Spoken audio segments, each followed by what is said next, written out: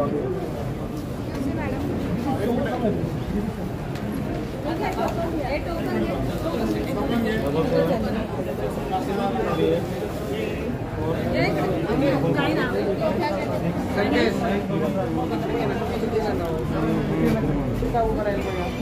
आपण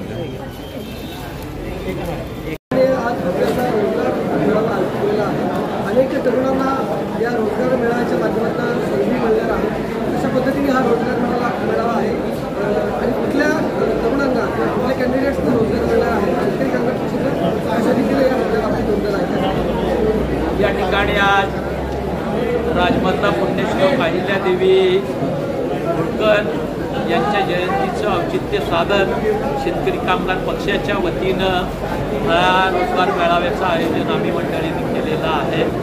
ह्या रोजगार मेळाव्यामध्ये अतिशय मोठ्या संख्येनं आपण बघताय तरुण सहकारी उपस्थित झालेल्या आहेत आणि जे रोजगार देणारी मंडळी आहेत तळोदा MIDCच्या पुढे उसटणे गावाजवळ क्रिकेट नावाची कंपनी आहे, गुजरेज ग्रुप आहे, टाटा स्काईव आहे, यांच्या माध्यमातून या रोजगार मेळाव्यामध्ये रोजगार दिला जाणार आहे। क्रिकेटच्या माध्यमातून दिले जाणारे रोजगार हे 8वीपासून 8वी ते 10वी 12वी ग्रॅज्युएट आणि IT मधल्या काही मंडळींनाही या ठिकाणी रोजगाराच्या संधी आहेत। 18,000 रुपये स्टार्ट त्या ठिकाणी दिला जाणार आहे।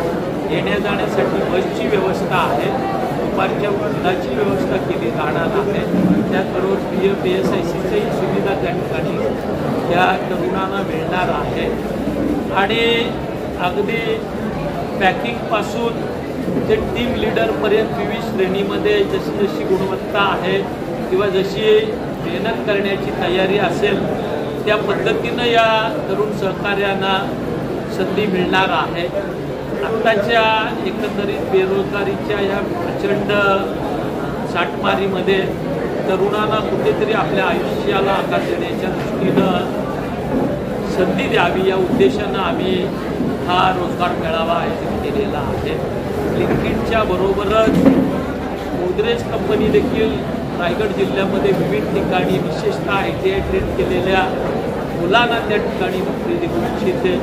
टाटा स्काईच्या माध्यमातून ट्रेनिंग आणि रोजगार हा उपक्रम त्या ठिकाणी राबवला जातोय आणि या साऱ्यामध्ये साधारण 400 ते 500 तरुण तरुणींना आजच्या या रोजगार मेळाव्यातून रोजगाराची संधी मिळेल अशी परिस्थिती आहे। शहरभर झालेल्या या तरुणाईला कुठंतरी एका चांगल्या प्लॅटफॉर्मवरून त्यांच्या आयुष्याला न्याय देण्याच्या दृष्टीनं स्थिरता देण्याच्या दृष्टिकोनातून हा उपक्रम आमचे सहकारी अतुल म्हात्रे यांनी सुरुवातीला पेडमध्ये आयोजित केला आणि तदनंतर आपण पनवेलमध्ये हा दुसरा मेळावा आयोजित करतोय।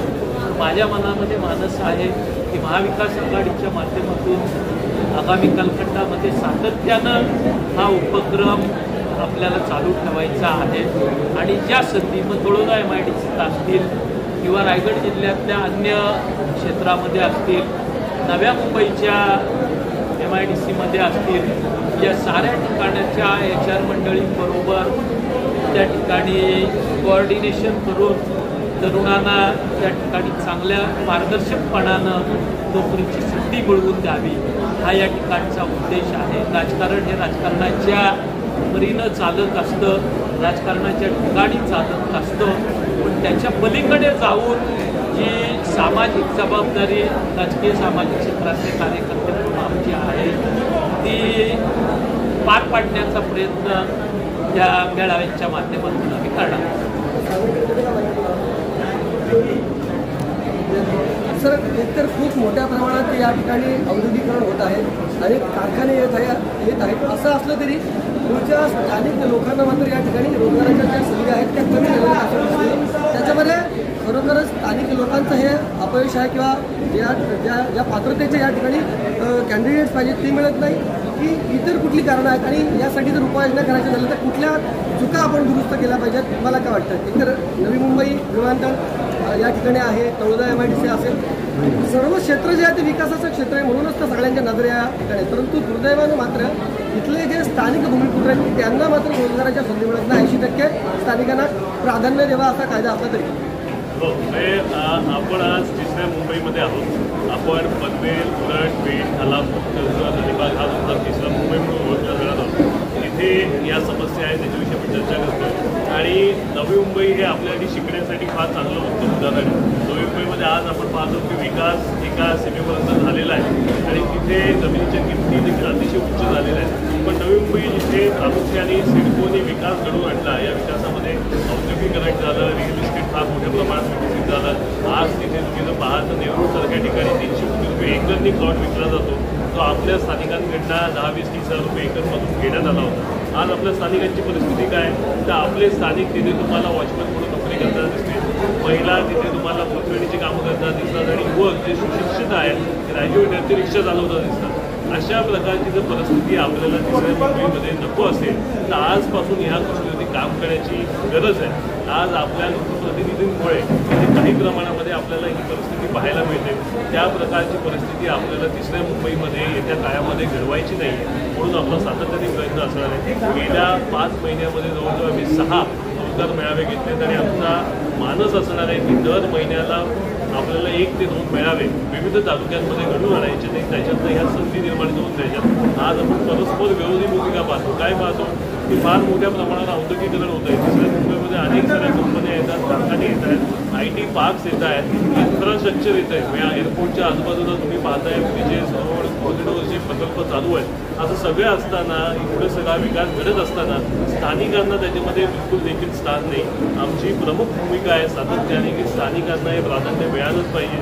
हा त्यांचा अधिकार आहे, हक्क आहे, त्यांना तो मिळून आपण देणारच. त्याचबरोबरीने जिथे कुठे अधिक वाढीव जॉब असतील त्याच्यामध्ये इतरांनी देखील याला काहीच हरकत नाही.